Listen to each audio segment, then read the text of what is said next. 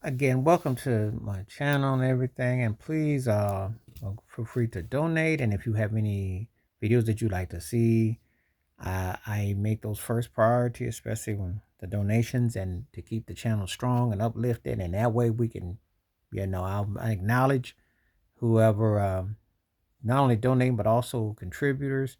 I will welcome that, and then I will definitely give you a shout out and be on the lookout for all that. And I appreciate the content, everything where everything is going. So let's get on with this show.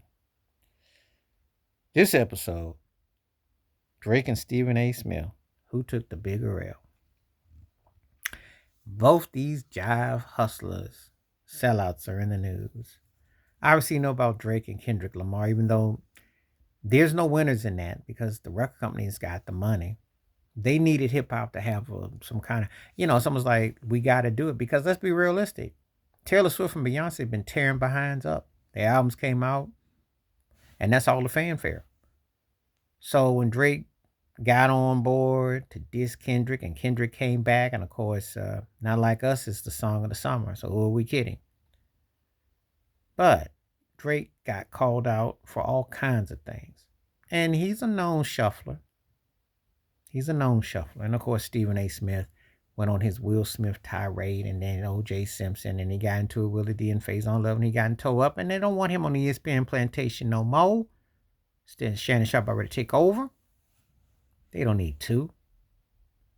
And Drake, well, he gets a nominate and stuff, but they won't give him an award mysteriously in L.A. Mysteriously. So who took the bigger L? It's a very compelling chapter. Who took the bigger L is obviously Stephen A. Smith. Because in Drake's case, he'll all go back to being successful, crossover. I was watching Lord Jamar on Art of Dialogue, and they said he's entertaining and he knows what he's doing. There's a lane for that.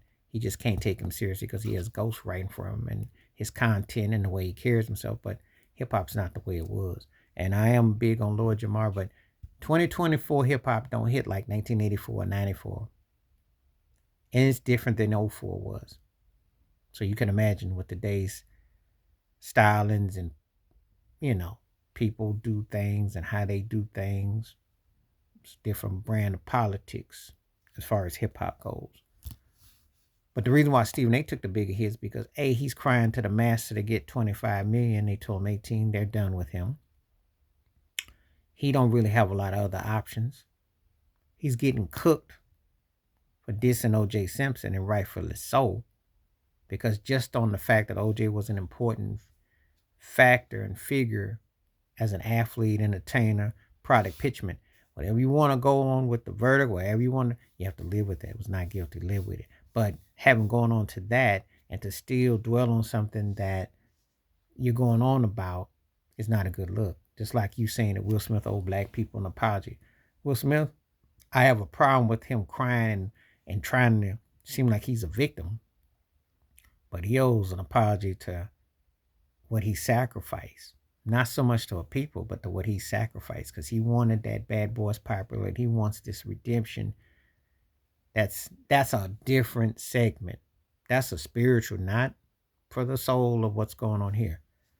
But Stephen A is taking the big L because he put himself in a situation that all he had to do was say, well, I didn't agree with the verdict per se. Rest in peace. He contribute, and I have to live with that. Because it's no one is sticking a gun to Stephen A. Smith's head saying, OJ, OJ, OJ, OJ, OJ. He put himself in that predicament. Just like with Will Smith when he going about Will.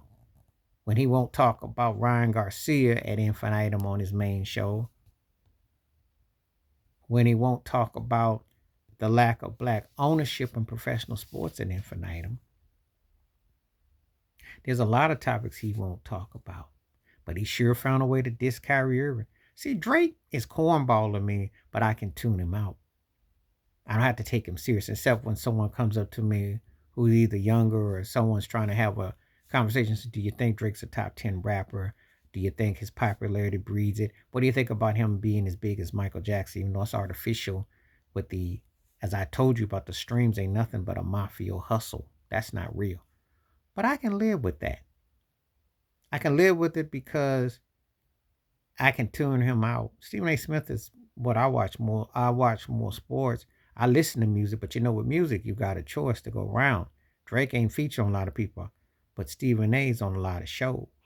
A lot of people talk about him because he's some sort of impactful for his generation. Let's cut to the chase. He is arguably the biggest black male figure they've had on that network. Now, I didn't say he was better than John Sanders. He sure as heck couldn't carry Ralph Wiley's shoes. If you know about Ralph Wiley, you don't know, Google him, look him up. Ralph Wiley was poetic, and he dust Stephen A. off with on twice on Tuesday and all through Wednesday through next Monday. Michael Wilbon, who I respect, but Wilbon be tap dancing, and he kind of stayed, kind of like Mike Tirico, who well rounded, but he's got that half Mr. Italian thing, so he a funny time turkey. A lot about him, but he's smart though.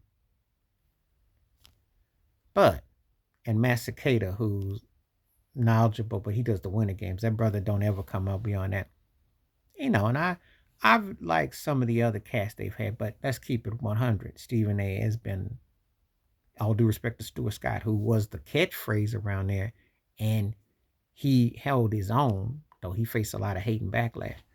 But Stephen A., you can make the case, might be symbolic of the most important black male figure on that network.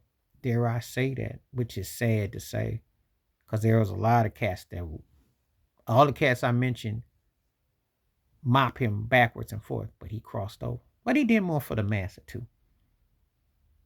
So it kind of worked itself out. Even more than Jason Whitlock, who was on that network once upon a time. Now, Shannon Sharp got a chance to be as big, but Stephen A. came up through the ranks, but he's taking the bigger L. They both sellouts, and they both corny, and they both embarrassing. But there's always going to be room for them because people like that. People would rather be entertained, and they like them until they got no use for them. So anyway, that's who took the bigger L. Please hit like, subscribe, welcome thoughts, comments, and I do respond. Appreciate donations to this show. And again, we'll give shout outs. Appreciate all the contributors and everyone who's been a part of this. And we're going to keep it going strong. Have a good day. Peace. I'm out.